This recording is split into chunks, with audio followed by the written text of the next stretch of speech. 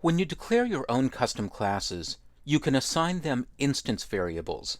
Instance variables in Java are known as fields, and they're variables that are assigned at the class level and are available to the entire class and optionally to the rest of the application. I'm working in a version of the application named instance variables that's in this chapter's exercise files. It starts with an olive class that has a public method named crush. Right now it's just outputting a simple string, but I'm going to define a set of instance variables in this class that can be used later on. To declare an instance variable or a field, you place the cursor inside the class definition, and within the class definition, you declare each variable with an access modifier, a data type, and a name. And optionally, you can set an initial value. So for example, I'll start with public string, meaning I'm declaring a variable or a field that can be accessed from anywhere in the application and that will contain a string. I'll give the field a name of name, and I'll set it initially to a value of Kalamata. So that's the type of olive that I'm working with. I'll add another string variable. This one will be named flavor, and it'll be a flavor of grassy. According to Wikipedia, Kalamata olives have a grassy flavor. Next, I'll also declare a variable named color. Now, rather than setting this as a string, I'll use a long integer.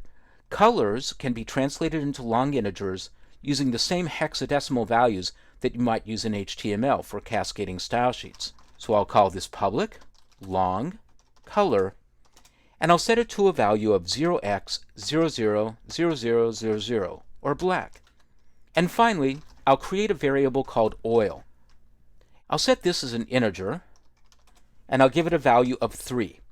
This is random. What I'm saying is that when I crush a Kalamata olive, I'm getting 3 milliliters of oil. That's almost certainly incorrect in the real world, but it will work for this example. So now these variables or fields are available to the entire application. Eventually, I'm going to hide the actual data within the application, but for now, this will work. I'll save my changes and go to the main application where I'm creating an array of olives. Now, I'm going to refactor or change the structure of the application so that instead of creating an array of olives that's fixed at runtime, I'm going to instead use an array list, and this will allow me to resize the array as needed. I'll go into the main method and add some extra white space. I'll create an array list. After typing array list, I'll press Control space, and that will add the required import, and I'll set the array list as containing instances of the olive class. And I'll name it olives. There will be a conflict because I'm already using that name further down, but that's okay. I'll take care of that in a moment. Next, I'll instantiate the array list. Now, I'm going to create 3 instances of the olive class. I'll start by declaring a single variable, olive, olive. I'm not instantiating it yet. I'm declaring it once so that I can reuse that reference 3 times. Next, I'll say olive equals new olive, and I'll output the name of the olive that I just created using system.out.println olive.name. And then I'll add the olive to the array list using olives.add olive. I'm done with this array. I'll get rid of it, and then I'll copy these 3 lines of code and paste them in twice. Now, I'm obviously making this code more verbose than it really needs to be, but my goal here is to show you that because I declared a public field in the olive class, I can reference it from within the main application. I'll save my changes and run the application, and I see some errors. I'll go down to my errors list and double-click, and it tells me that the getOil method is expecting an array, but I'm trying to pass in an array list. So I'll jump to that method, and here's a great little Eclipse shortcut. Now that my methods are being scattered across multiple classes, I need to be able to move among them more easily. Eclipse lets you click on a method name and jump to the reference, and here's the shortcut. Hold down the Control key on Windows or the Command key on Mac, move the cursor over the method, and choose Open Declaration, and that will take you to the method itself. Now, change the method declaration so that it's receiving an array list of olives. Save and run the application, and you'll see that you're looping through the array list using the same syntax as you did with the array earlier. You don't need to create an iterator for this. If all you need to do is loop through, you can simply use a for each command. So as I create the Kalamata olives, I'm outputting the names of the olives, and as I crush them, I'm still getting ouch. Now let's go ahead and fix that. We need to be more specific. I'll go to the olive class, and I'm going to change how the crush method behaves. I'm going to change it to return the amount of oil that just got crushed. I'll change the data type from void to int, and I'll add return oil. I'll save the changes there and go to olive press.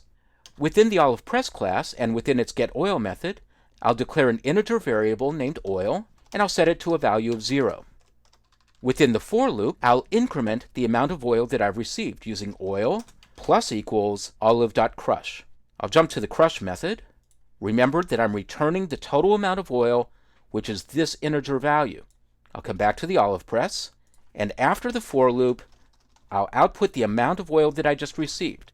The string will be you got, and then the amount of oil, and then units of oil. I'll save and run the application, and it tells me I got 9 units of oil 3 times 3.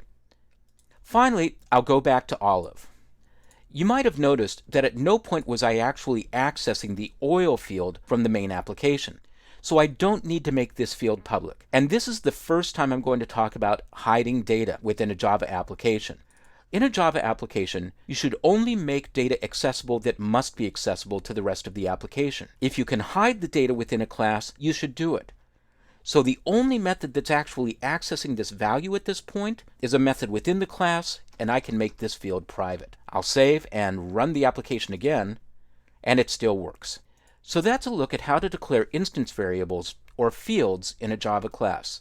These are persistent data values. When you create the instance of the class, the object, these data values will persist as long as the object persists in memory. I've shown you how to make those variables either public or private. You make them public if you need to be able to access those values from the rest of the application, or private if they're only used within the class. And there's also the access modifier protected, but we won't need that until we start dealing with inheritance.